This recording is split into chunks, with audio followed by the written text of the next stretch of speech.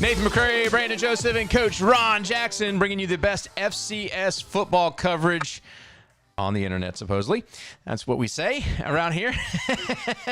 Gentlemen, it's been one more week. We've had a couple news stories break. We've had some eligibility things break. We've got apparently human remains being found. Coach, you were not lying. Years ago, you told us about the dead bodies in Citadel. Well, it has come true. They found them, Coach. They found them. I'm not so sure if you were involved with hiding them or not. I don't know how you knew the inside scoop on that, but Yeah. We'll see how that goes. We're also going to do our pretenders and contenders. We're going to welcome in Chicago State and West Florida, kind of look at their programs, and then we'll do our championship draft. I think we're going to go with defenses this time. Look at that and see where we're at to build our FCS champion. But first, Brandon, Coach. Brandon, how the heck are you? Good. You know, played a little bit off this morning. I can't hear you. Are you muted? That's a you problem. I'm not muted. I can't hear you. Oh, I can hear you. Oh, there you go. I had the wrong thing up. There you go. You go. That's me. I know. Played a little bit of golf this morning. I mean, a little bit, and then back home. Where'd you play? Lake Lanier here in Georgia. Yeah. Beautiful, huh? That's a good course. Yeah. It's a big course. Lovely sightline. How'd you shoot? Yeah. I'm not playing to keep score. Oh. I played golf in the military for the Air Force team, the base I had, and I thought it was pretty good. And then I stopped playing, went back into playing, and I stopped keeping score. I was so terrible. If I lost a ball, I'd get a sad face. If I didn't lose a ball, I'd get a happy face. That was my scoring. So beautiful morning here in Georgia. Glad to see you got out and about. Who are you with, by the way? It was the radio station. Does a tournament, so very cool. Very cool. Freebie some holes and go home. Heck yeah. Coach Jackson, you looking good. I'm trying. Like the color scheme? Yeah. I tried to get the fit for the right drip.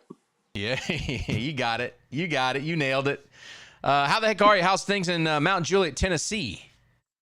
Can't complain. It's a beautiful day here. My wife's going to get off of work here fairly early, so we got a little adventure planned for this afternoon. Then tomorrow we're going to get up and go see Supergirl in the 40X movie theater. Hey, all right, keep your pants on, wear a belt, okay? Yeah, I'm definitely going to do that. And then I got a little party to celebrate tomorrow afternoon. So other than that, everything's good here in Mount Juliet. Very, very good. Well, let's look ahead. What we've got coming up is the news around the FCS. Again, we're going to welcome West Florida and Chicago State by taking a look at their programs here in this broadcast. Pretenders and contenders. We've had this for 3 weeks now. We're just trying to get it. We ended up talking about all kind of stuff. And then our champions draft is what we've got ahead. But let's go ahead and look at news around the FCS. And Brandon, what we've got is this eligibility, these changes. The national championship is the first thing we're going to hit. This has been moved to January 11th, a standalone national championship game on Monday. I think this is great for the FCS. Yeah, absolutely. I think, the big thing that it was originally scheduled, I believe, for the 4th of January, and they end up moving it to the 11th. I mean, the NFL will still be playing games on that Monday night, so there is a Monday Night Football game scheduled, of course. That would have been on ESPN, ABC kind of deal there, however they choose to work that game out. So you would have been playing second fiddle anyway. This January 11th, I believe it's the last week of the regular season or whatever, however it works out. So there is no Monday Night Football game. So you're perfectly fine in that exclusive window there. I think after last year's national championship game thriller, you want to make sure that you stay in an exclusive window, try to get as many eyeballs as you can see on the game. I would love to see ESPN do something added on, like a coach's film room or something. The way they treat the college football playoff games, I would love to see them do that for the FCS championship game. You can get, some coaches in there. You can get the hometown radio calls or whatever in there as well. Just make it feel a little bit bigger, but that's between the NCAA and ESPN in covering that. But I think it's a win-win, an exclusive window. Remember, the national championship game isn't for what? 2 weeks after that or something like Yes. that. So Yeah. it's a good time to keep the college football feels going. Coach Jackson, I assume that having one Monday night game probably isn't enough to bring a full game day crew down to do a championship show, but I do think this is really good for the FCS, especially off the back of, like Brandon said, what a championship game they had that brought a lot of national attention to the FCS. Your thoughts on the move? Oh, I can't disagree with Brandon. He hit all the main points, and honestly, giving the teams an extra week to prepare and an extra week to plan your travel to Nashville is just going to be a win-win for everybody. You can look for a you can look for I think it's a great date for the FCS. We ought to see if we could live broadcast it. I'm telling you, I'm not kidding. If we could do something, find a way to get up there and do a broadcast there, that'd be fantastic. It'd be our game day, the FCS CheckDown game day. As it were. All right, so good news all the way around for the FCS. I think, Brandon and Coach, I'll let you chime in here. I think the last 2 years, the FCS has really done a good job. Remember when they moved it to Sunday with big national NFL playoff games, and it kind of was just a dust in the wind? The last couple moves to Nashville and now to Monday night in a week advanced game, I think this is really good, and finally maybe the NCAA FCS heads are making some good decisions, Brandon. Yeah, I think that it's a no-brainer there. I think a lot of it is that's the question by the network partner. I mean, could you make it bigger? Absolutely. That's depending on what ESPN wants to spin on there. Now they did have a crew on site last year. Got to give them credit. They did have a crew on site to handle pre-half post. So that was the first time they've done that, rather than use a studio back in Bristol and a haphazard one at that. So yeah, it was kind of, their hand was kind of forced. I think, you will get more viewers if you're on network television. So the whole thing was, we could take this window being on network television, but you're up against NFL playoff games. So you were going to lose, but you were able to get 1 million, 1.5 million people just haphazardly or by mistake through osmosis to watch that game because it was on network television. Monday night on ESPN, there's not going to be a lot else going on in terms of football if you advertise it, and we saw last year huge numbers. Yeah. Again, not just advertising the championship game, but advertising the playoffs, advertising this is a brand of football worth watching.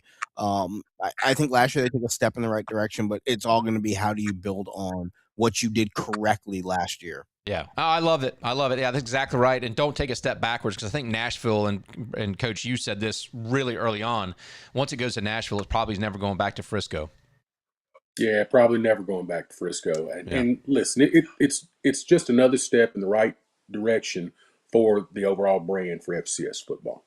Steve Hotchkiss is in the chat talking about a great move. Good afternoon from Indiana. Steve, great to see you on board. Those of y'all watching live, you can comment, and we were watching our comments, and we'll pop some up here on the screen as we go through the show. If you're watching this in replay, please leave a comment. We read those comments and try and bring you into the mix as well. Your suggestions or comments as we go on. And it's a little bit of a downtime, but there is news around the FCS, and this is where we're going to focus next. This 5 years of eligibility. This is a groundbreaking kind of shakeup of what FCS football, or college football, college sports all the way around goes. No more red shirts.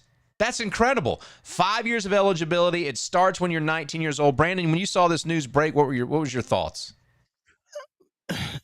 I think it plays into the whole overall, this is going to be the, I would say, the reimagining of college football. I don't know if I hate it totally, but I know I don't love it right now. I think I know they will have some exemptions, but everything is an edge case here. This is something they tried to craft to cover all the sports rather than just have it independently for each sport. So the reason why it is 19 years old or college enrollment,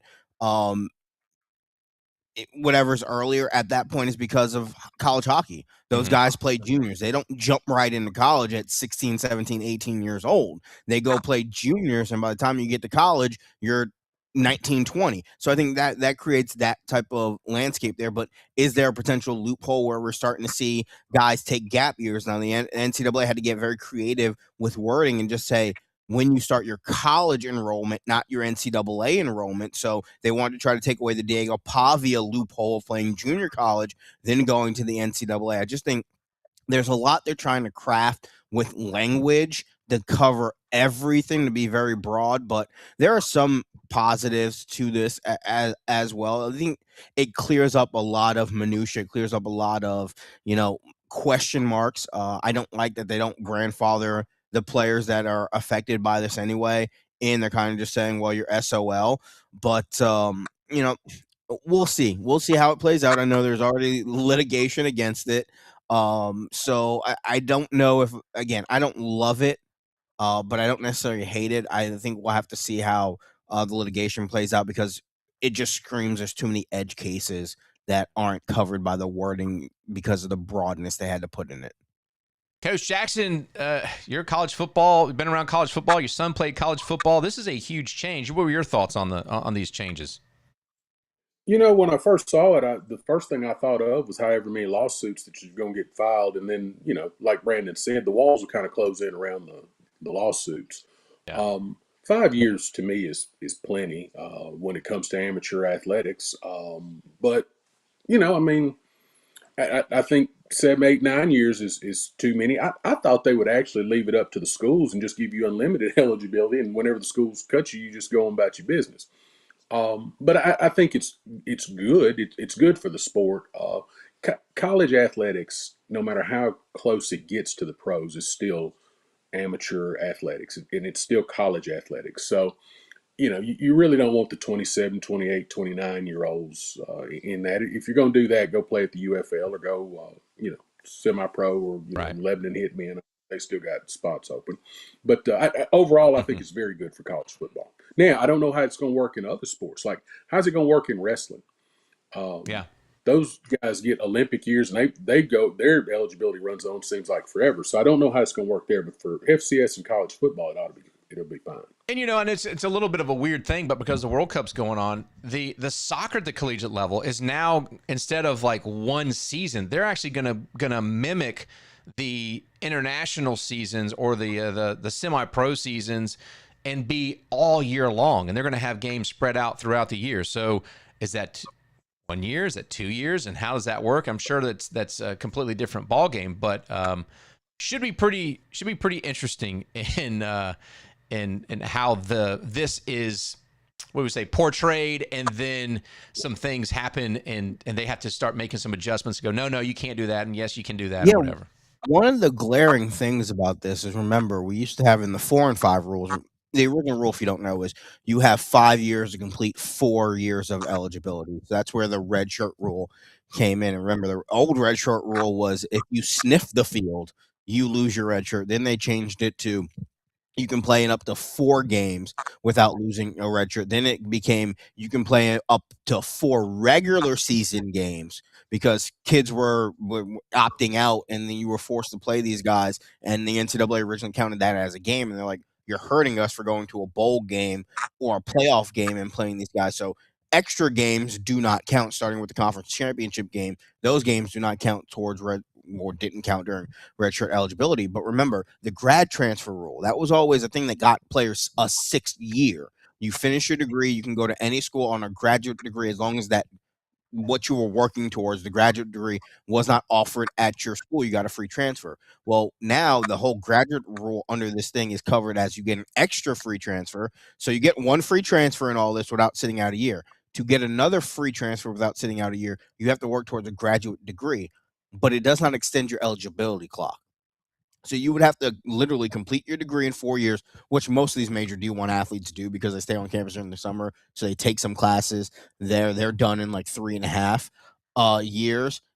But in that time frame, your grad transfer will give you one, as long as it's within the 5-year window. So I think, that's another edge case there. We don't see an extra year of kids playing because they've gone to grad school. It has to fit in that same window. So again, there's still a lot of question marks here, but I think in the NCAA's mindset, it's throw to the wall, see what sticks in a legal realm, and then we'll go on from there.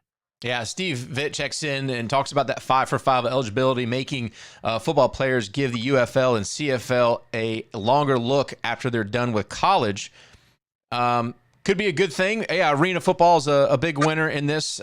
Colby Cluth also mentioning that as well there in the chat. So just the opportunity, Coach, you've mentioned, because we talked about it last week, the opportunities for coaches at the FCS level is increasing.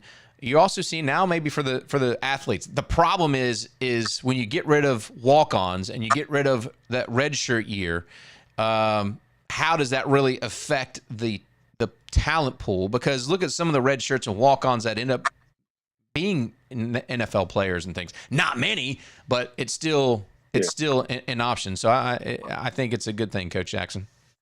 Well, I'll tell you, like I tell kids when they're in high school and middle school, you can hold yourself back if you want to, but hell, if everybody held themselves back, we'd all still be in the same spot. Right. I do kind of wonder how it'll affect schools like VMI or the Citadel, or even at the FBS level, how it'll affect the service academies, because they don't necessarily have red shirts. They have maybe the service academies the prep schools that you can go to. So I'd like to know how that would fit in with the eligibility.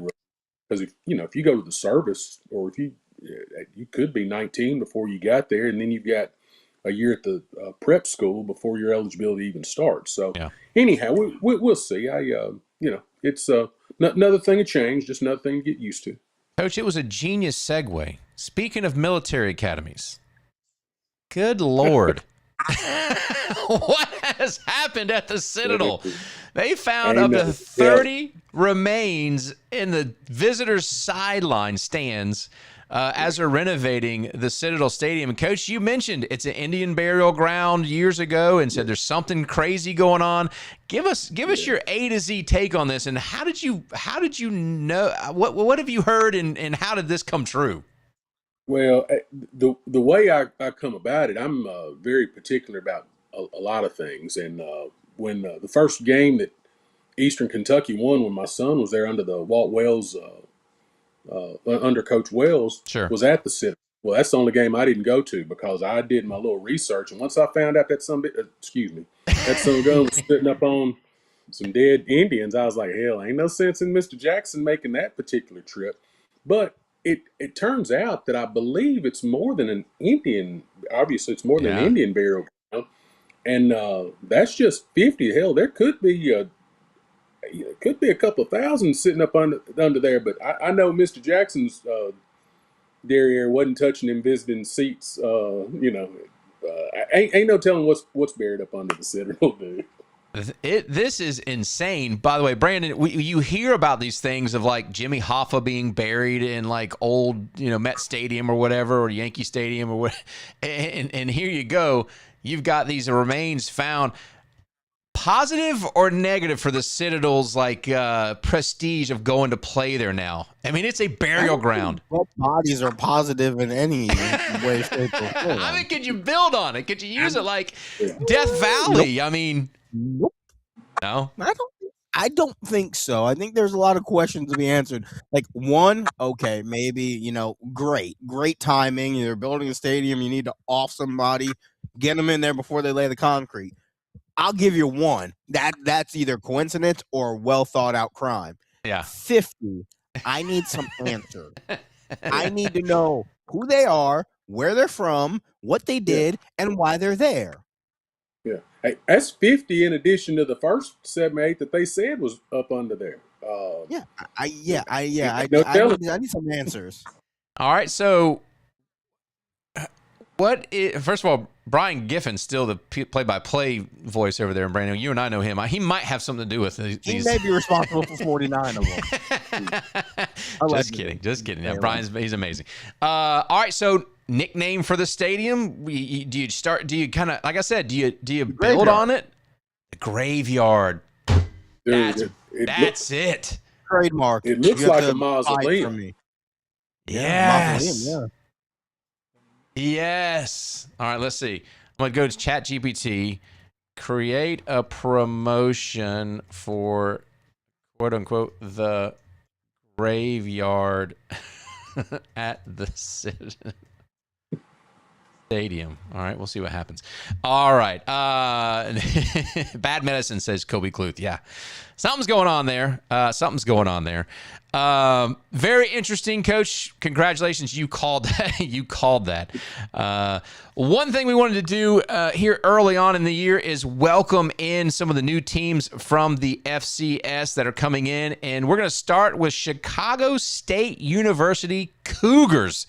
Their head coach is going to be Bobby Rome.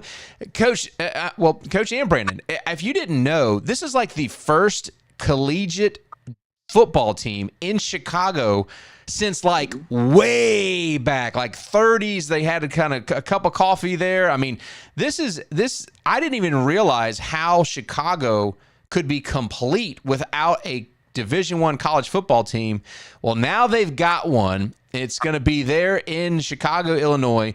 You see their schedule. The inaugural schedule still is very, very light. They have Tarleton State on it, UT Martin, but peppered in is teams like Roosevelt, Kentucky Christian, those kind of schools. Coach Jackson, I'm going to let you start here because you're a little bit closer to that neck of the woods up there. What do you think about Chicago being now a home to a Division I FCS football program? Well, I think the university was trying to increase their footprint, and you always need a football team to get your enrollment up a little bit. I think they've gone about it the right way. They've got a good staff in place. Now, I don't really know what they're doing about facilities, but for the area that they play in, there's plenty of talent to choose from. So they should be successful there. I'll be interested in following to see, the other program that we're talking about is a move up, and then this one is starting from absolute scratch. So yes. I hope they have the same success that Grand Valley had last year. Which was fun to watch, by the way. That was really fun to watch them have that success, and those names like Eddie Lee Marburger, which is fun, a fun school to follow. Yeah, but they're doing it a little bit different. The Texas, they had a little team in place for a couple of years and had been practicing a little bit. Chicago State's just kind of building from the ground up, the way I understand it.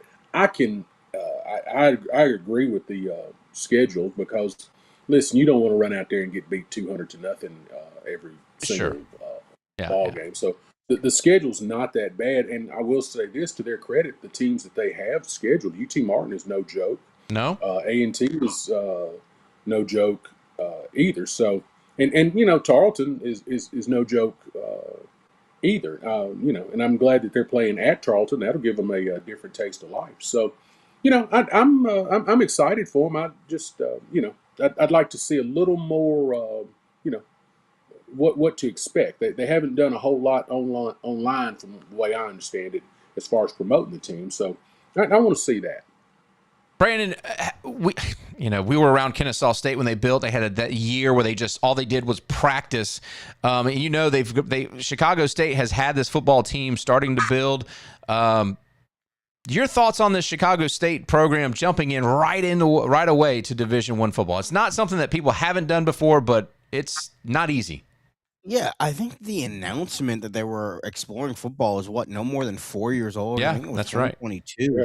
And they had the press conference, they were going to announce football, and then you didn't really hear much from them. And then you hear an announcement they hired Bobby Rome, and you didn't really hear much about it. They're going to play their games over at SeatGeek Stadium. That's the old Chicago Fire Stadium. So it's a soccer-specific stadium. It still gets used, I think, for USL soccer. There may be NWSL soccer played there, and some other stuff. So it's not a bad facility. I think that they're going in. They're not going to be playing, on a high school dirt pitch somewhere. They're going to have a pretty good facility. It's not going to be their facility, but it's about 10, 15 miles outside of Chicago proper from their campus. So a little bit of commute. You got to figure out how you're going to get your kids over there on game day. I'm not talking about the players. They're going to get buses, but get some fans over there as well. But, we saw a school like Northern Illinois get a lot of attention because of the media market they were in and the belief that you can be moderately successful and add a lot of value. That is the belief for Chicago State. We are in Chicago proper. we can get local advertisers. We can get money to fund a football program and in turn use that to help build the brand of our university and what we're trying to do. Football is the biggest marketing tool that any university has. So I think that they're able to piece it together at least to start. And it goes back to what we talked about at the beginning of the show, the new eligibility rules. You cannot necessarily take a redshirt year anymore. These kids don't have a year to basically waste and then get 4 full years to play. This is the kind of approach that we're going to see now. It's a very ambitious approach. And yeah, you're going to lose a lot of football games. You may lose to schools you didn't think you were going to lose, like to Virginia Institute of Lynchburg. You may lose that game. But that's not about where this program is. It's about starting the program. Yeah, you're going to lose 83-0 to UT Martin. You're going to lose 94-0 to Tarleton State. That's just part of the process. That's part of the building process because you can't take that year to get everything in place. They're going to learn on the fly. But I think about them is if they can show this to be, financially, economically viable, let's say, and there is some, passion behind it from the student body, the sky's the limit for them and what they're able to do because they can quickly become the marquee tenant at their stadium. So that means you get to make those changes, build a full size locker room and weight room and all that. I think that's all the stuff they have to navigate. Also, they don't have those facilities there just yet, but if you're able to get that community investment there, Chicago State could be a huge brand in a huge market, and markets matter, people. I'm sorry, markets matter. You take a look at people moving up to the FBS. 2 of them had to pay their way because markets still matter. Northern Illinois didn't have to pay to move because they felt that Metro Chicago area was huge and viable for them to get more money out of it. So I think Chicago State, if they can put a product on the field that can win football games, get players into that program, and have the facilities. And listen, even facilities now are not an obstacle. Remember when we used to look at facilities and go, "Ooh, I don't know if they have the facilities to move up." I mean, there's a lot of Sac State, they're going to the FBS with a football track, with a track around their football field. So stadiums and facilities are not the end all be all, but this has a lot of remnants to me of what I saw at Georgia State, more so than anything else in their start, where huge metro, a lot of money, a lot of Fortune 500 around them. If they can prove this to be viable, this could be a quick ramp up. And who knows if they'll end up in the FBS, but there will be suitors if they show that this could be a viable thing in about 5 to 10 years. Kobe Kluth put mentioned in the chat, sorry, Coach, about NEC being a good place for them to grow. That's exactly what my next question was. Coach, I'll let you piggyback on Brandon, but also think about your thoughts on them moving into the NEC rather in 2027. Coach Jackson. Oh, I think it's a good move for them to move into the NEC. That cuts down on a lot of the travel. You build some regional rivalries. The thing that I was going to ask Brandon is, if Chicago State can prove that it's a viable option, do you think that will encourage other teams to make the move up to FCS or to start an FCS program, especially some of the schools that live, or I say live, some of the schools are in the closer to the major metro markets. Do you think that gives teams like maybe a Stetson or maybe some of the Pioneer League teams a chance to make it a little more viable for them to go back to scholarship type football? Absolutely. I think, and one thing that we didn't mention, the NCAA got rid of the transitional penalty. I think that's big. Now, we talk about it in the framework of Sacramento State and North Dakota State being eligible for their conference championship and bowl games. The same would apply to some of these schools that you could potentially court to move up there. I mean, you can't do away with some of it and not all of it.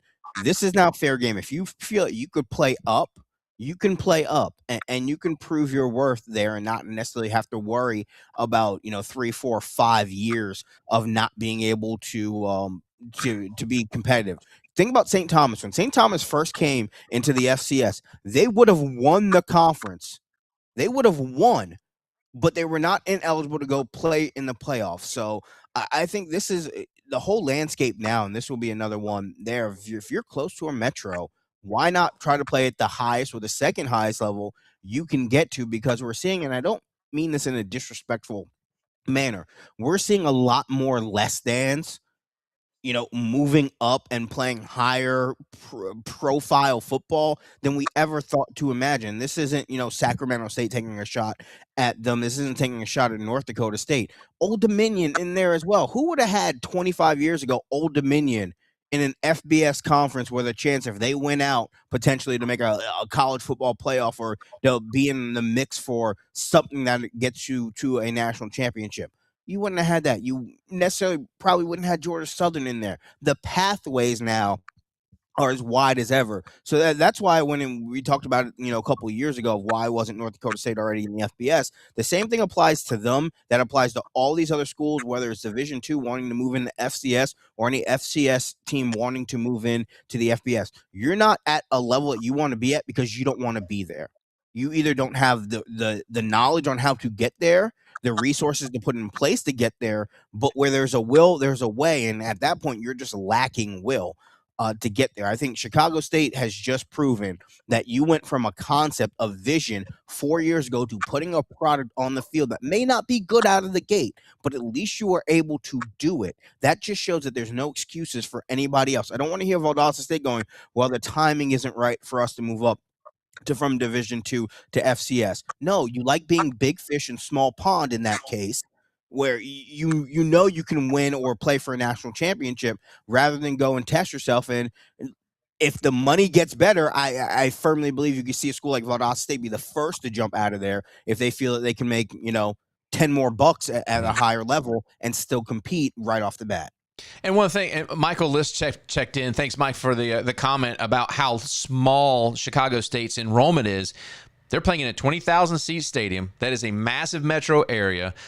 Now, I don't know what the history of their alumni is, or even what the passion behind it is, but you got to start somewhere. And all we're saying is, look at Mercer. Mercer's a private university, very small, lots of money coming in.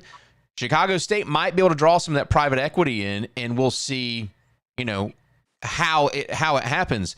And I just don't. I love the fact that Chicago is getting a football program, because, like Brandon said, you're going to draw interest. You might have a kid that goes, hey, I want to play in my hometown of Chicago and didn't have an opportunity to.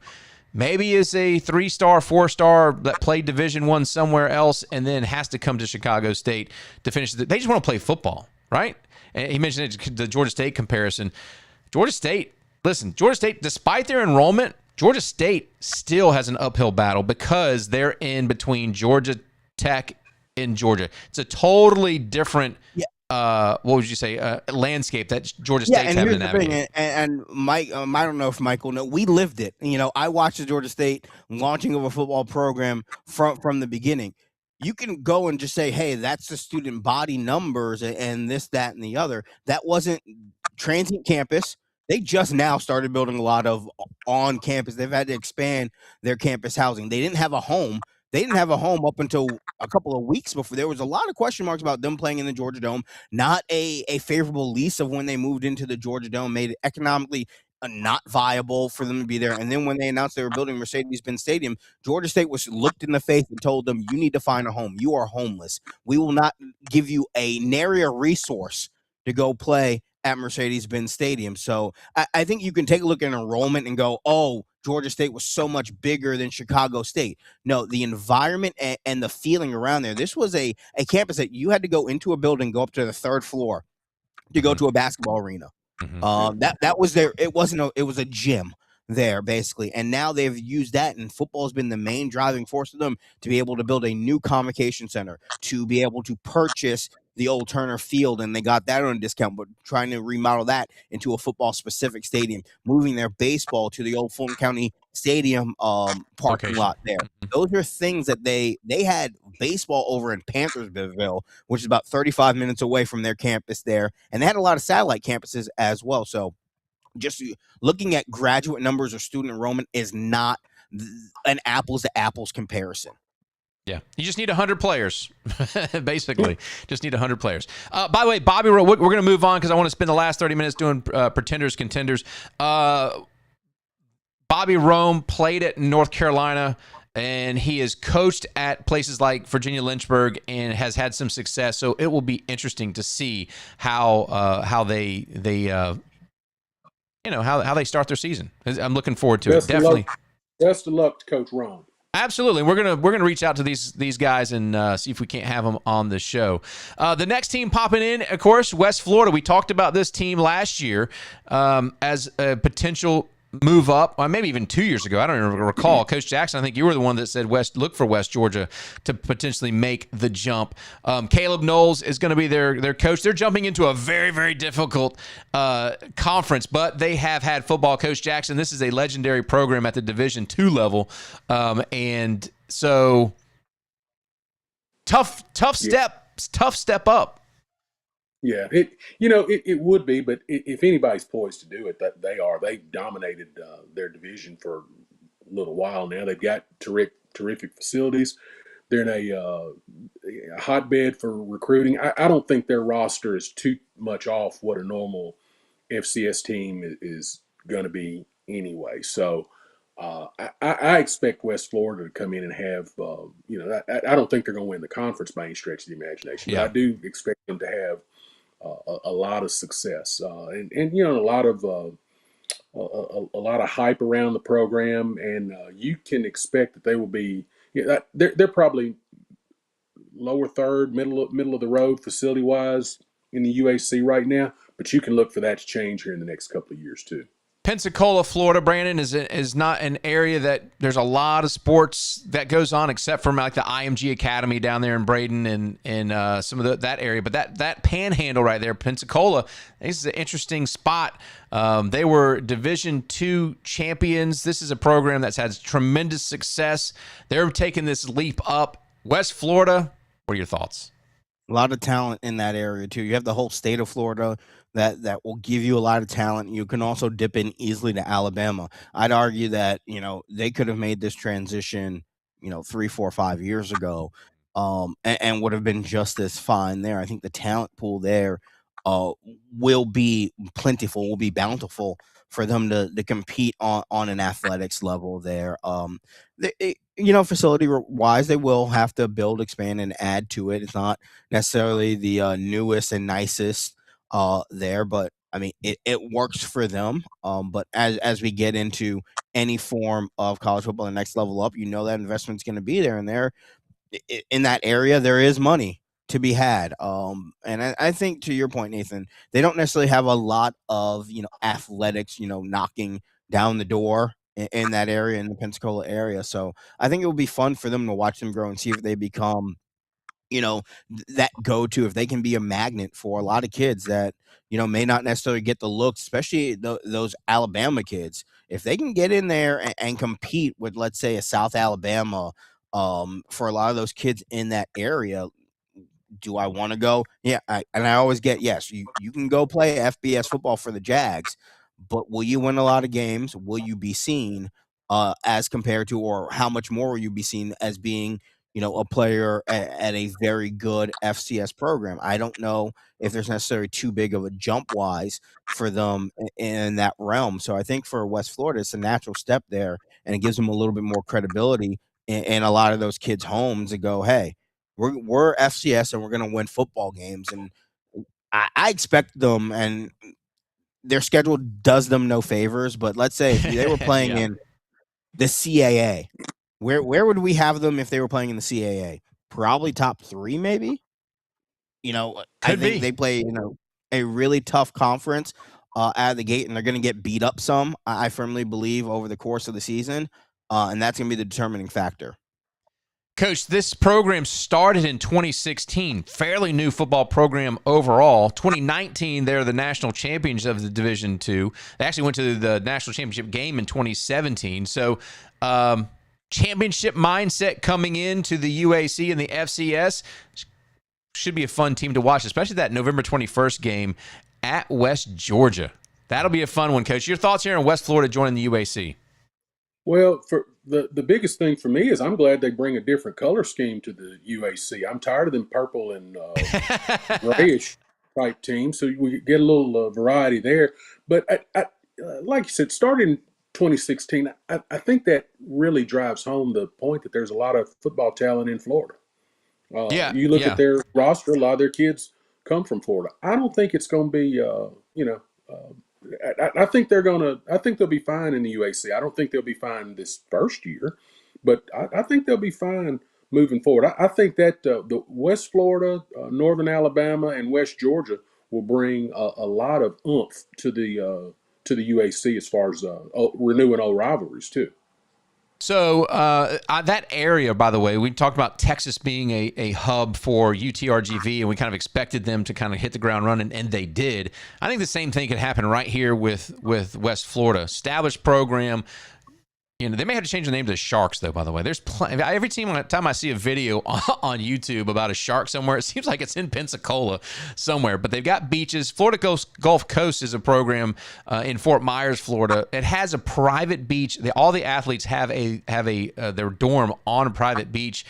West Florida's going to have the same kind of thing where they're going to have, access to amenities that people in the Midwest just don't have. And I think it's going to be a great program to watch. And coach, no joke, the pipeline there, Florida, Georgia, Alabama, Mississippi, all that right there is because Pensacola, isn't it Pensacola and Gulf Shores, Alabama really bump up against each other, Brandon? Yeah. The Floribama is right there. Yeah, Floribama, that's right. Terrible oysters, by the way. Terrible. Don't ever go there. No, I'm just kidding. It's a neat place. But I think they can. I think they definitely can make an impact. Be fun. We'll happen to have Caleb Nobles on the show as the preseason goes on. Any final thoughts on West Florida? Well, they'll need to change that logo a little bit. I don't know the little Looney Tunes character that little helmet with eyes reminds me of, but I don't really care for the blue and green on the logo like that. So I wish they'd maybe put a little effort right there. But he kind of looks like, you're right, the Scooby-Doo. Like someone's about to take the mask off, and he's going to be the old man with you meddling kids. Well, isn't there a Looney Tunes character where he gets blown up a lot? The Martian. Elmer Fudd. Yeah, the Martian. Maybe he's a space guy. The P-32 modulator. Right, that's what that mess reminds me of. If I wanted to be a serious football team, I'd get rid of that first. Not a bad call. I actually like their logo. They actually, it looks like they're moving into some gray, lettering and stuff for the UWF. We should say, Martian from Bugs Bunny, Marvin the Martian. Yeah, by the way, that hit a nerve with chat. That hit a nerve with chat. Also, all right. Big thing to the university too to make the transition as well. That requires a commitment across all sports. Yep. There Absolutely. as well. So, we can talk about it's easy for football, this, that, and the other. The university, they had to step up across all their athletic endeavors to make sure this move is within the rules. And what are rules in the NCAA anymore? But they had to make sure all of this worked out. Absolutely. All right, we're going to finally get here. We've been working on this for a couple weeks. Pretenders and contenders. This is where we're going to take. We've got 10 teams. These are the top, some of the early. Steve Hodges, we are old. Some of the people like Looney Tunes. I never heard of Bugs Bunny. Wasn't Martian. Tom and Jerry was one of my favorite. Tom and Jerry was one of my favorite, by the way. We're going to take 10 teams that have been ranked as potentially in the top 10 category, and we're going to have to put them in pretenders or a contenders category. Let me get my pad over here because I'll need to make some notes. And we're going to start with Montana State. Why we think they would be a national contender and a conference champion contender is kind of what I'm looking for. And let's go ahead and I'll pop this sucker in right now. Here we go. All right. Bobcats of Montana State, obviously the national champion. Justin Lampson coming back. Adam Jones, Caden Dowler. You got Taco Dowler as well. Their schedule kicking off against Utah Tech, Butler, then the FBS, Nevada, and Central Connecticut. I think there's a very favorable start to this Montana State team to kind of get off. You got Brent Vegan as the head coach. Coach Jackson, I'm going to let you start right here. Give me your thoughts on Montana State. Do they go into the pretender category or contender category? Colby Cluth is listening with bated breath. The only thing about Montana State and this graphic that's going into the pretender category is Black Adam Jones. Well, I listen. If you're the defending national champions and you got the best coach or one of the best coaches on the planet, you got the best quarterback and one of the best running backs, no matter what color he is on the planet. Yep. They're not only a contender, but they're a contender to contend again. They're going to be your early favorites to win it all again.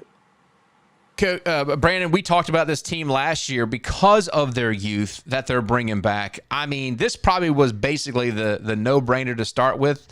Montana State, thoughts?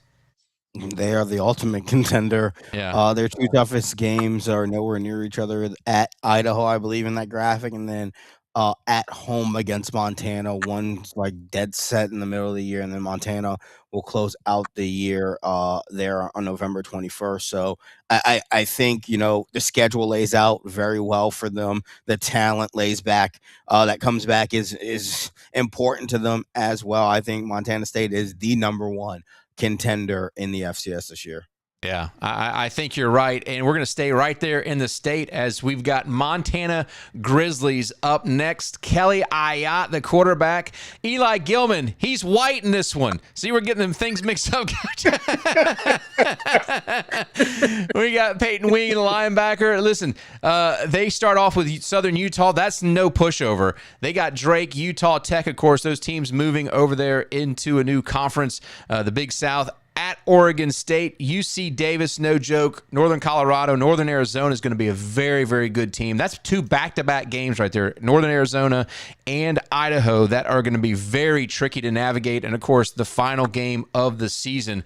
I think Montana is going to be my favorite to win the whole national championship. So there's no way I can go outside of them being a contender. But you also we got to put we got 5 slots for contender and 5 slots for pretender. We got to put these teams in there. So the other teams we're going to be looking at, and I'll let you guys know, is South Dakota State, Illinois State, UC Davis, Rhode Island, Villanova, Tarleton, North Dakota, and Youngstown State. So we're going to have to select all those teams and put them in a category of pretender or contender.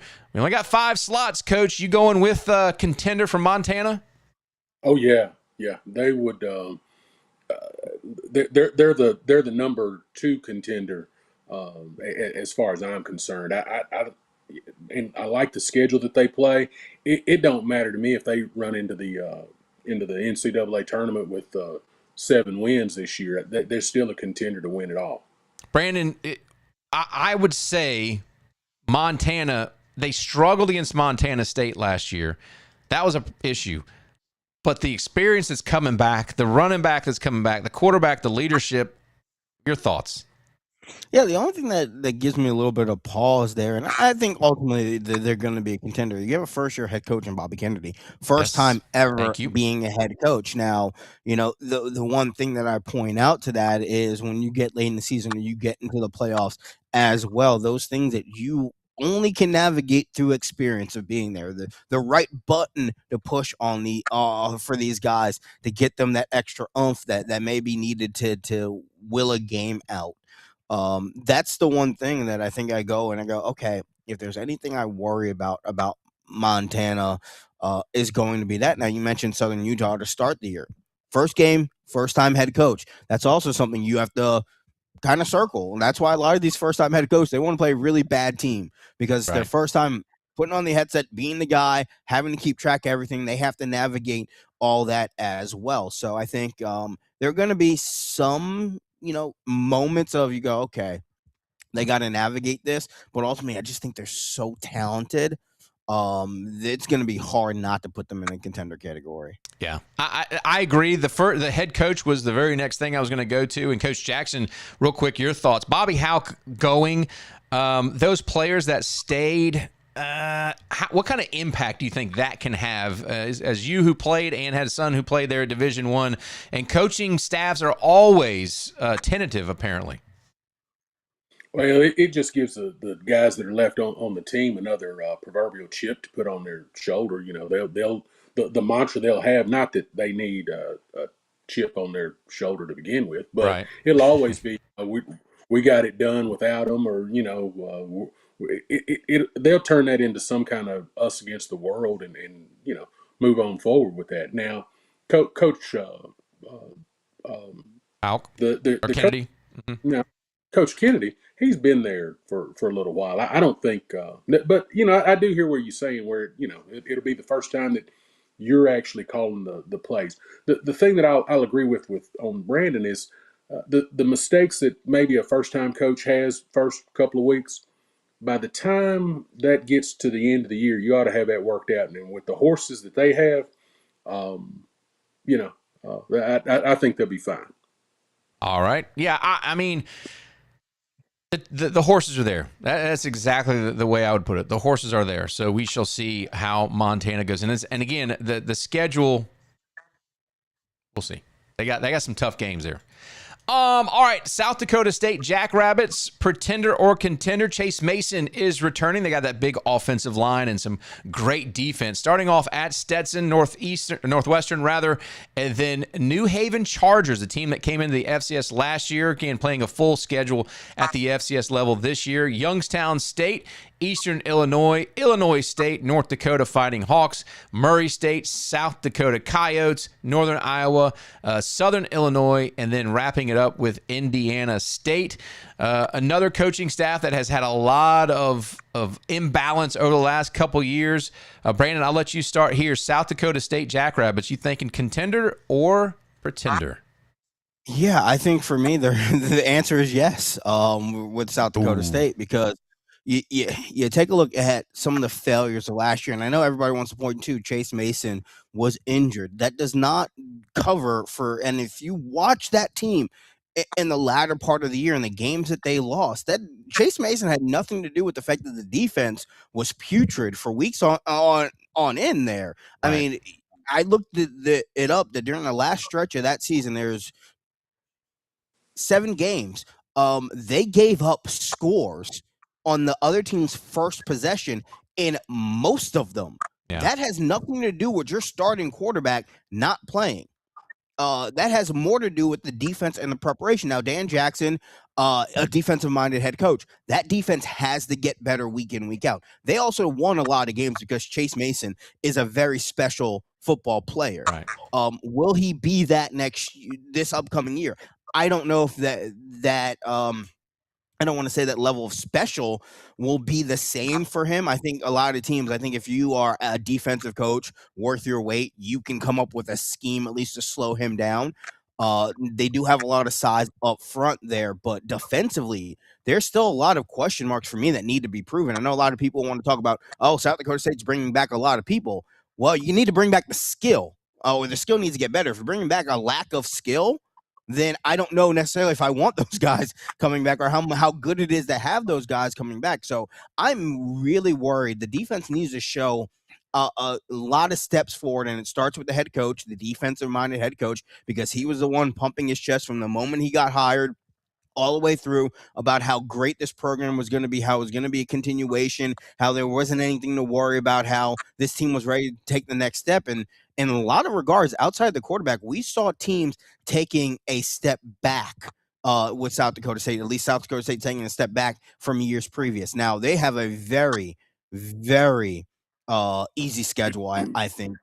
And you lose North Dakota State, of course, the whole conference is going to take a hit. They have the opportunity to win every football game.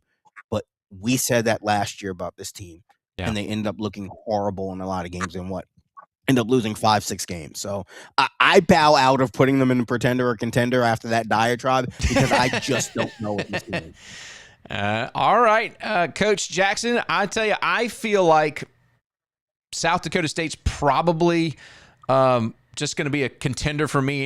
And it just feels wrong to say they're not a contender because of who they are and how they play. But some changes there. they're not what they were a couple years ago. Your thoughts? Listen, the Rabbits kind of remind me of a little soccer team I coached about 35, 40 years ago. We ended up winning the league championship, but we was 4-4. We had two Hispanic kids on the team, Ariana, and I can't remember her brother's name, but Ariana, she was the best ball player, and they fought all the time. You literally when they showed up, we won, and when they didn't, we got our tails kicked. And Right. if you're a team like that, I hear a lot of people talking about South Dakota State's quarterback. When he's there, they win, and when he's not there, they don't win. And if you're like that, I mean, quite honestly, it doesn't mean that you won't contend, but you really are a pretender. So they're solidly a pretender in my category. Yeah, 9-5 last year, 4-4 in conference was a big shock to a lot of people. We'll see if they can improve on that. I'm going to put them in a question mark category right now, and we'll revisit this. What we want to see at the end of the show, because up next we've got a team that was in the national championship last year. It is the Illinois State Redbirds, pretender or contender. They lose their quarterback. Big time, right? Tommy Rittenhouse.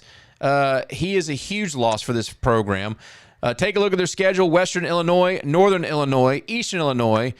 There's no other Illinois teams you could play. I don't think. Chicago State maybe, but they got Northern Illinois. Yeah, Chicago State. They got the state covered, my man. Directional Chicago, Illinois schools. Yeah. Anyway, they go to Northern Iowa, which I think is going to be a much improved program, by the way. South Dakota State, Southern Illinois, Indiana State, Murray State, North Dakota State Fighting. That's North Dakota.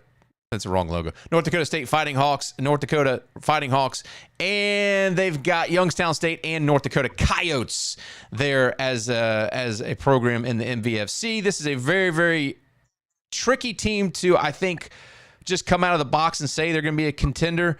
Because they were in the national championship last year, it makes a lot of sense. However, Brock Spack, head coach.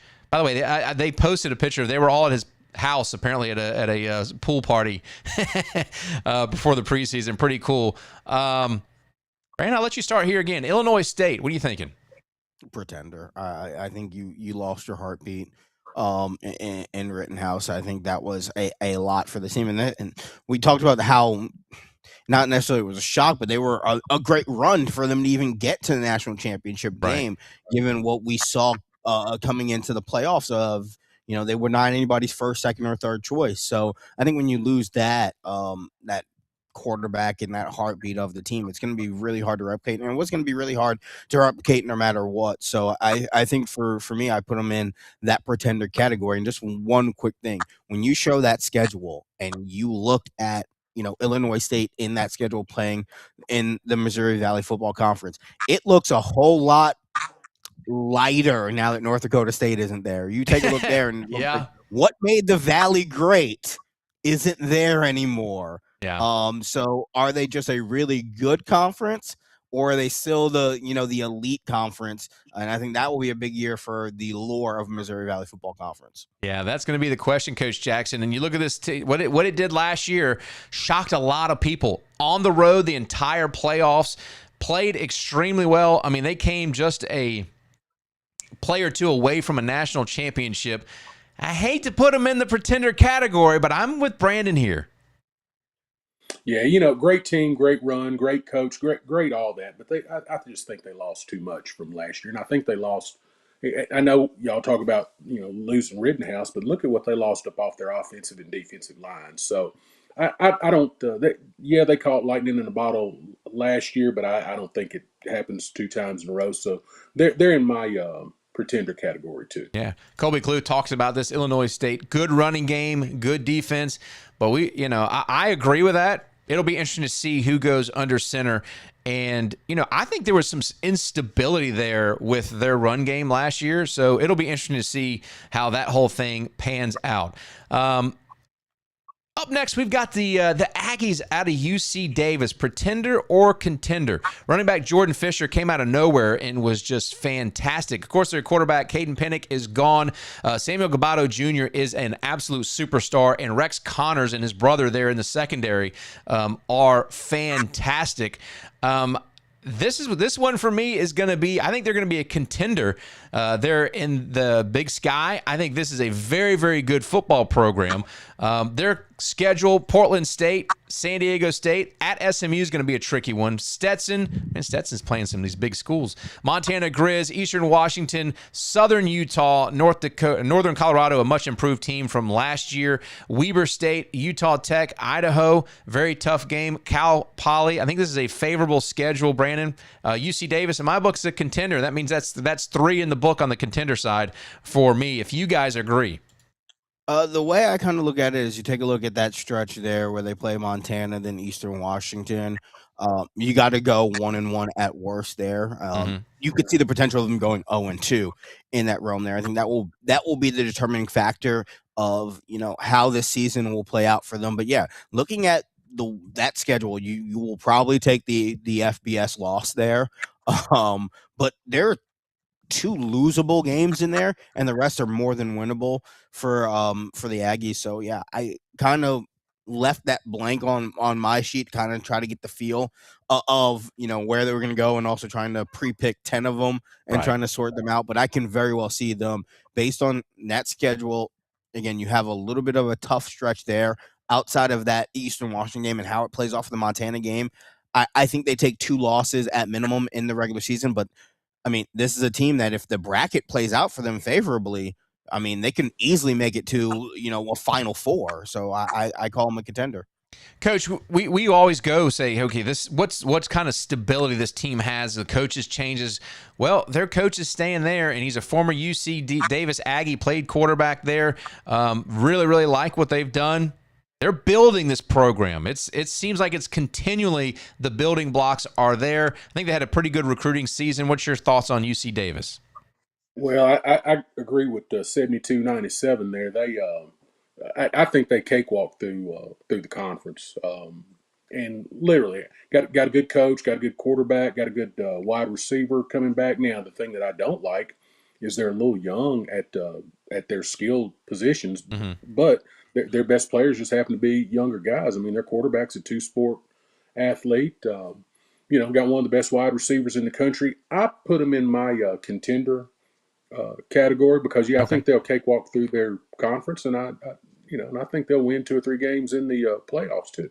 Yeah, I think that's where we'll put UC Davis. I think it's a good football program, and that schedule is definitely favorable. All right, moving right along, we're going to talk about the Rhode Island Rams.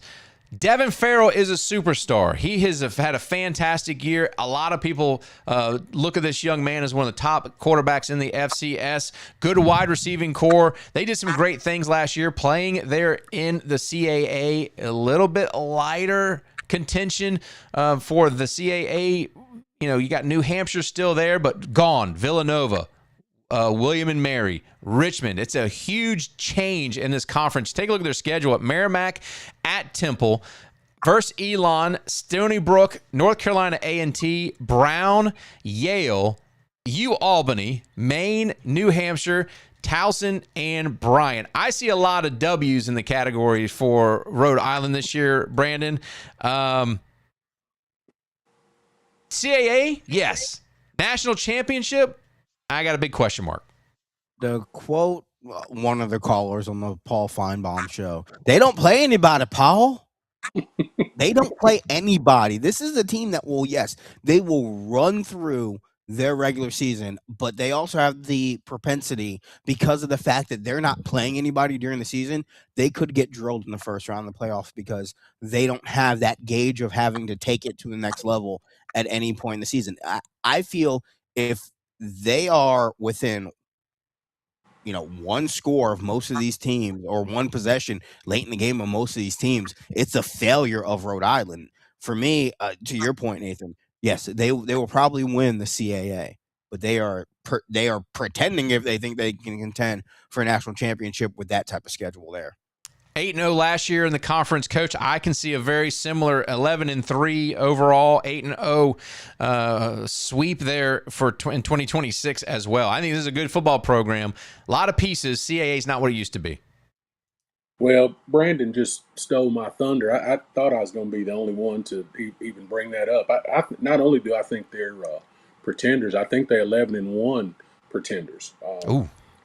I don't think, and literally, my prediction was going to be they 11-1 pretenders, and they get breaks beat off of them in the first round of the playoffs. And they've got a good quarterback. They've got a good receiver. They've got some good talent. It's not going to get measured, and iron sharpens iron, and they're playing in the plastic bowl. So I think they're I think they're pretenders. Yeah, Michael List mentions that Yale game. It's back-to-back Ivy League games for them. No, actually, is Brown's Brown's an Ivy. Yeah, Ivy League. Yeah, back-to-back Ivy League games. Yale, very good football program. Of course, they've gone through some change as well. But I'm gonna put them in the pretender. You can't spell bad without Brown. You can't spell yuck without Yale. There you go. Perfect. Got it now. It's like the what months have 31 days and 30? Got a little song for it. Yeah, we'll get there. All right, we're going to stay what former CAA member. It is Villanova. Jabril Mace raised some eyebrows last year. Very, very good. Brandon Reed as well. And Omari Bursey is the linebacker star in the defense. William and Mary we're going to kick things off. Bucknell, Louisville is their money game. Long Island University, Colgate, Morgan State, Fordham, Lehigh, Lafayette, Richmond, Holy Cross, and Georgetown. It doesn't seem quite right that Villanova is in the Patriot League. And formerly of the CAA, but this is where we are. And I obviously, in conference, I think you're going to play very, very well. But does iron sharpen iron at this level? Brandon, you mentioned it against Rhode Island. I'm assuming you can copy and paste that comments for Villanova as well. Yeah, I think they have a couple of tougher games, especially late in the year. But again, they find a way to win games late in the year. They have no business winning.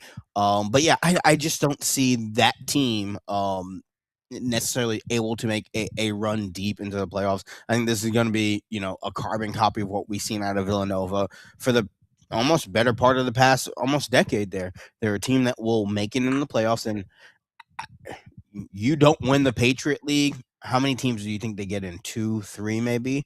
Yeah. It won't be a favorable not 3. draw. It won't be a favorable draw. They're out of there as well. So I just don't see them able to make a run in there. So for that, they have to be a pretender for a national championship. They're going to play probably a very meaningful game in November to win the Patriot League. They'll be in the mix for that, but they're not a national championship contender. Yeah, Patriot League going through that whole transition of, are we the Patriot League? Are we CAA of proper? But Coach Jackson, this is a team that went 12-3 last year, 7-1, put up about 30 points per game. I think they can still do that in conference and schedule. FCS playoffs going to be a different story. Yeah, they're just they're the opposite of the Rhode Island team to me. Where Rhode Island's a 11-1 pretender, Villanova's going to be an 8-5 contender, but they're not going to contend for the national championship. Yeah. You don't want to see Villanova in the first round, and they're an 8-5 team. They're going to beat you in the first round, and they're going to get smoked in the second round this year. So I'd have to, I think they're a better team than Rhode Island. I wish they'd play each other during the regular season, but I would have to put them in the pretender category because I do not think that they have a shot at the national championship. Okay. And they may not, and they probably, and I don't know that they win I don't know that they'll win their conference either. They're just a good, solid team. All right. So far, I've got Illinois State, URI, and Nova in the pretender category. Montana State, Montana, and UC Davis in the contender category. With South Dakota State, we'll make a decision as we go. And we're going to talk about this team right here, North Dakota Fighting Hawks. What a job they did last year. Jerry Kamansky, if he can stay healthy, he's going to do good things for this football program. Long Island University, St. Thomas, Portland, then at Nebraska. And Indiana State, Murray State, Northern Iowa, South Dakota State, South Dakota, Youngstown State, Illinois State, and Southern Illinois. Again, you're talking about an MVFC schedule. Very, very tough, but North Dakota State is not there. That is a huge plus for all these MVFC teams, Brandon. And this is a North Dakota team I'm putting in the contender block. I think this is I think Jerry Kamansky is fantastic. I think they've got a lot of weapons coming back. Again, a coaching staff that has pretty much stayed intact, and MVFC without North Dakota State is a different animal. I'm going to call it a contender, in my opinion. What do you think? The only reason why I hold off on that is they have that stretch there, October 17th versus North Dakota State, October 24th at South Dakota, October 31st at Youngstown, then November 7th versus Illinois State. I don't know if anybody outside of South Dakota State has the ability to be a clear-cut number one. I think it would be in a jumbled group of 2, 3, 4, maybe 5 teams in there. I don't think they make it through that unscathed there, that stretch, that run there, that month of those 4 games. For me, I don't know if I can necessarily call them a contender more so than South Dakota State. So if I'm on the fence about South Dakota State being contender, I think I have to put North Dakota in the pretender category. Coach Jackson, this is a team that lost 6 games last year, but they were to South Dakota State, South Dakota, North Dakota State, and who was their other loss? Montana. Then they go into the playoffs and absolutely destroy Tennessee Tech, which we were all very, very high on. And then they get knocked off by Tarleton State in the FCS playoffs. I think building blocks are there for this North Dakota team.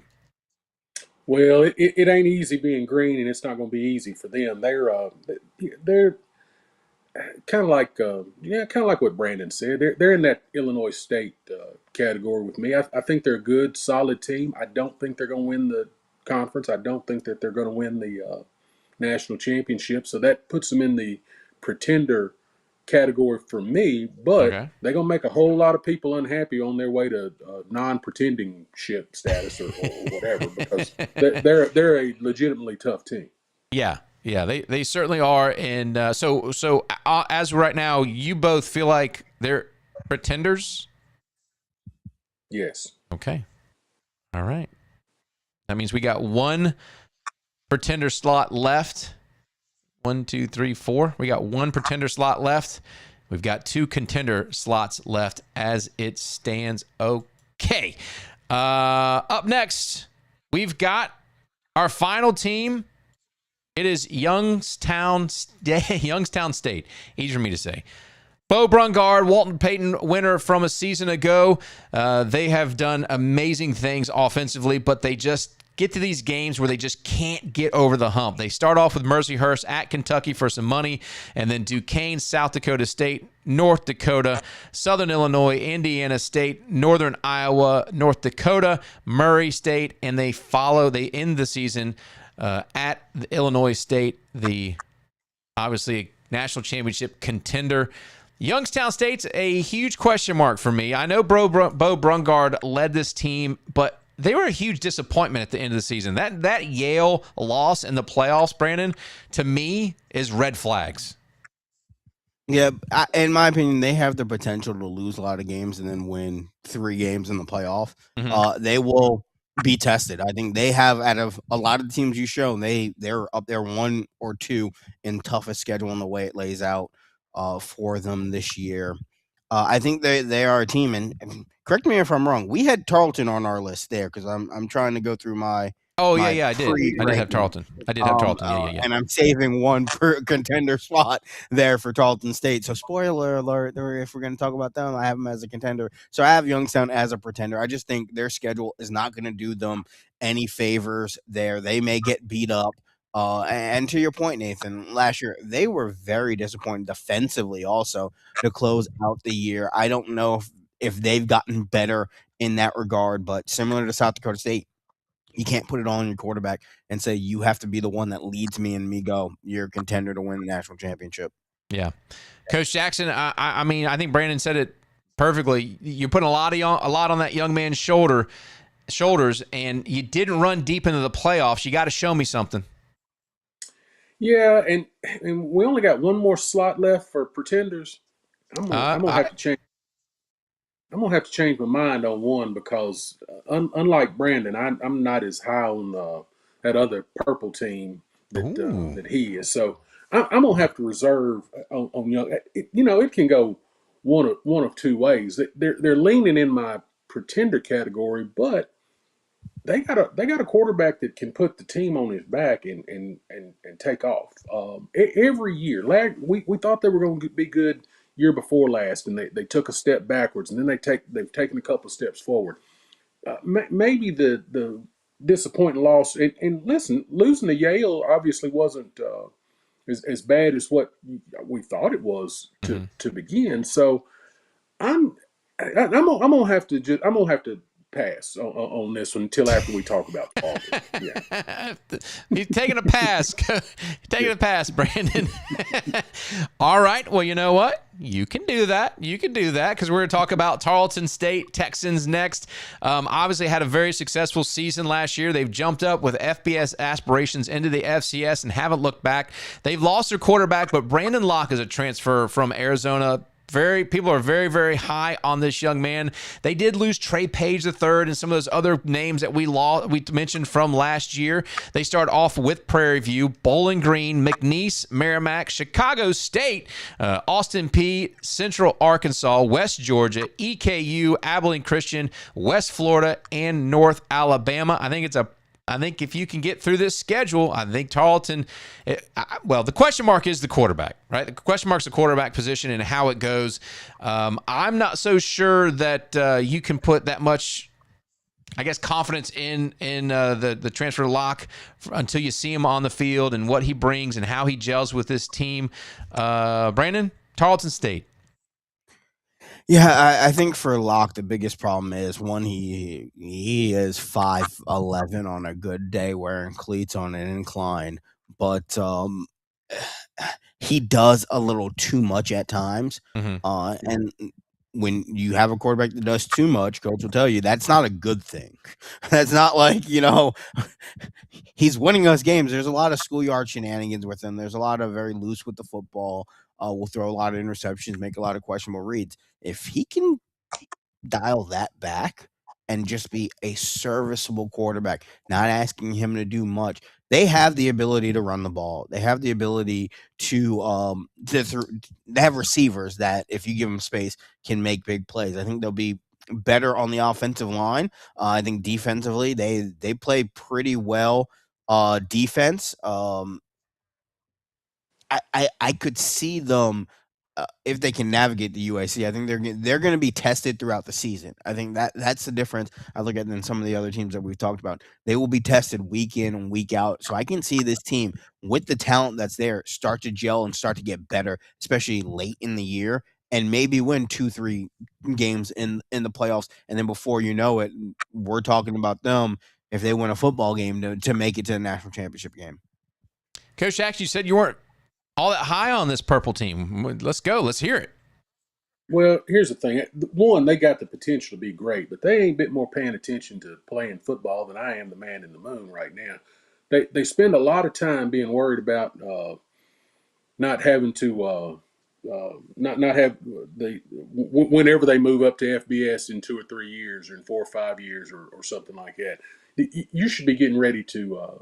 You got summer camp coming up in August. You better be ready to hit the ground rolling. They're still talking about bringing in another quarterback, or if we don't get this guy, we're not this good. And if we are, dude, if you're going to be a contender, dadgummit, you need to contend. And they just don't check that box for me. They get lucky. They'll luck out with the schedule, and they'll luck out with a good seed. So I guess to me it's more of I don't want to say disappointing thing, but it kind of is, because can Tarleton win the national championship? They absolutely can. Do they have the roster to do that? They absolutely do. But they also have the work. I don't want to say the work ethic, but they've got the approach to win to come in third in the UAC, get sent out of the playoffs on the first round, because they're concentrating on how many NFL draft picks that they got. So they're a contender. They're a pretender as far as I'm concerned. Wow, Coach, if they get Teron Dickens, does that change your mind? It does, as long as he's not what I'm afraid of is when they do get Dickens, he becomes the one that you can throw up under the bus if things don't go right. So it adds another fantastic football player, but it does not change the part that worries me about them. If you get Teron Dickens, they lose the first 2 or 3 ball games or something like that, it can go downhill in a hurry because of what he can do to the rest of that roster. So I'm concerned. They're the kettle team as far, or the kettle keg team as far as I'm concerned. They could blow, or they could just stay in that hole and get cast away at the end of the season. Nobody even remembers. Love that, Coach. Brandon, just your thoughts. If they get Teron Dickens, how does it change your perspective? I think the biggest question mark is the quarterback. There again, Locke is a guy who does, I feel, way too much. I think, when he was at Wisconsin, there was a lot of question marks about quarterback at Wisconsin. That job was really for anybody who just wouldn't turn the ball over, and he couldn't win the job there on a consistent basis. So I think that's the biggest thing. He's not a quarterback that I feel can go out and you go, hey, win us a football game. I think if you get Teron Dickens in there, that's a quarterback you look at and go, hey, win us a football game.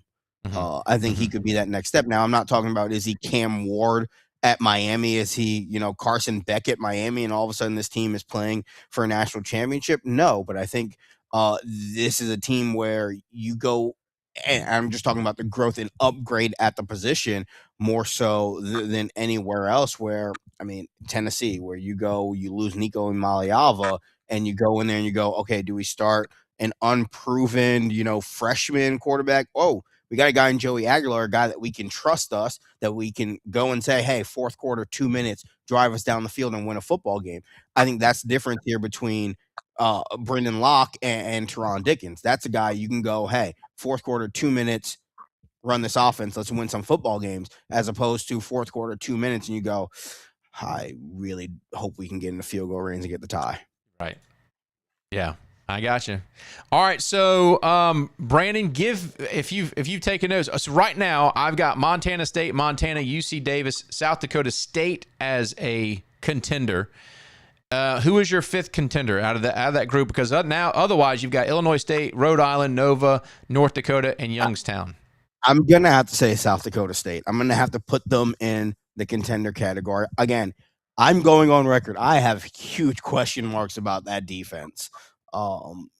You cannot play the way you played last year, even with a healthy Chase Mason, and expect to win games, because guess what? If I'm a coach worth my weight, I can figure out a way to at least take Chase Mason away from being that big of a factor in every game there. One person, that quarterback, should not be that big of an impact on offense and defense, and that's what he was for South Dakota State last year. But again, the MVFC is for the taking. Somebody's got to win that, and I think they will be if they win, if they go 10 wins, they're the 3 seed at worst. Yeah, going into the playoffs. So that's a very favorable draw there for South Dakota State. So I have to put them in the contender category, but I want it on record. I have questions about this team. All right, so your 5 contenders are who? Montana State, Montana, UC Davis. Montana State, UC Davis, Tarleton State, and South Dakota State. And Coach Jackson, your contenders. Montana State, Montana, UC Davis, South Dakota State, and you are not going with Tarleton State, so you need Illinois State, Rhode Island, Villanova, or Youngstown State in there.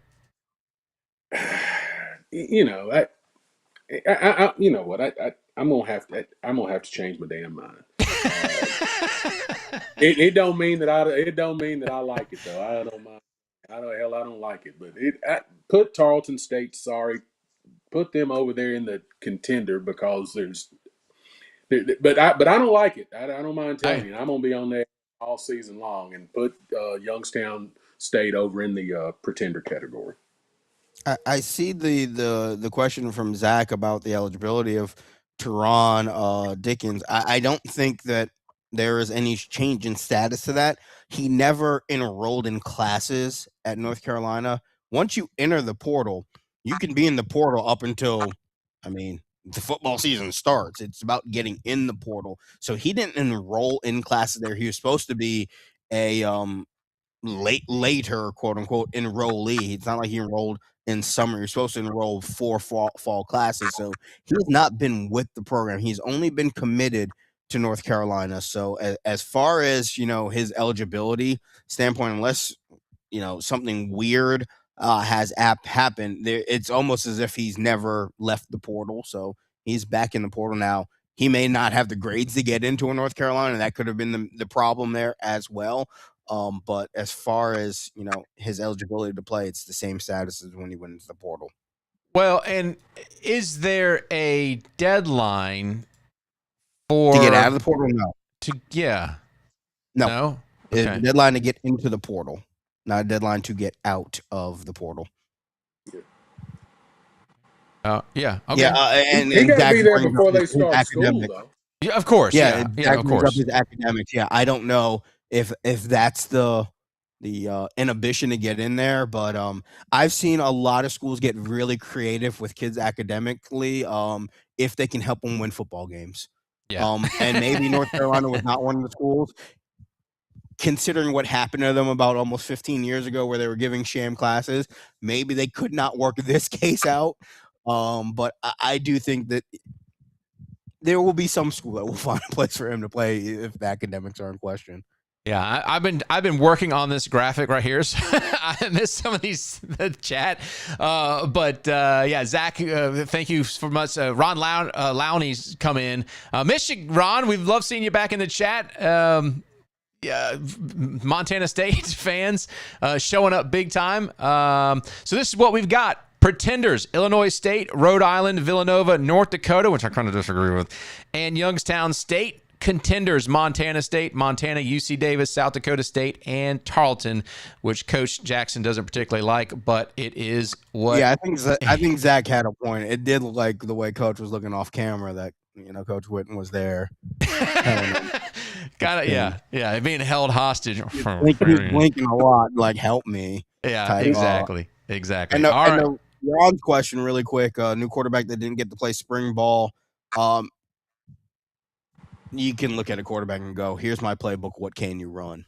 Yeah. And work it from there. I mean, a lot of it is the vernacular, and with the new helmet comm system that and they have different ways to make it work. I know, at least at the FBS level with the helmet comm system, I've known a lot of coaches that have talked to me about their quarterbacks not even being fully well-versed in the playbook and getting plays right. It's just repeat after me, and here's your 2 reads. Yeah. So, I mean, there are ways around it, especially at the FCS level. I think it's a little bit more not as complex, let's say, in terms of getting a quarterback installed. All right. So there we go. All right. That is our pretenders and contenders. Steve Hotchkiss also mentions APSU, Austin Peay, being a contender there in the UAC. Not a team that's been ranked in the top 10. On our list, Steven. They're not on our list, Steven. So stop changing things. No, just kidding. We love it. We love it. I think, they're not getting the preseason hubbub about themselves. So that's where we're at. All right, we're doing this FCS CheckDown draft. We're building a championship team. We started with Coach Brent Vegan, and we're staying with the Montana State with quarterbacks. The poll was on X. It came through that Justin Lamson is going to be picked as our championship quarterback. Now we got to go to our defense. All right, we're going to build a defense. And trying to look at here, what one of the best defense. I mean, Montana State, very, very young. We cannot continue. Montana State? We cannot continue to Montana State. We cannot continue to pick Montana State for every freaking thing. But they were one of the top defenses in the league last year. Let's see, that was last year. Bobcat had more. Bobcats have more good. The question will be the D-line and corners. Yeah. A lot of youth there in the defense, I think, is the big question, Coach Jackson, that we kind of talked about. But if you're looking at defense from a perspective, and you're saying, all right, I'm going to pick one of these teams, what category are you looking at? Are you looking at passes defended, rushing yards allowed, points scored against? What kind of statistic are you looking at, Coach? I'm looking at them scales on what I got up front on the defensive line. I want all Yeah. them some guns at 300. Big boys. Yeah, that's the statistics that I'm looking at. So your defensive line and your linebackers. I mean, honestly, when you throw, and I know people put a lot of emphasis on the secondary, but when you throw the ball, you either gonna catch it or you ain't gonna catch it. It's, whatever.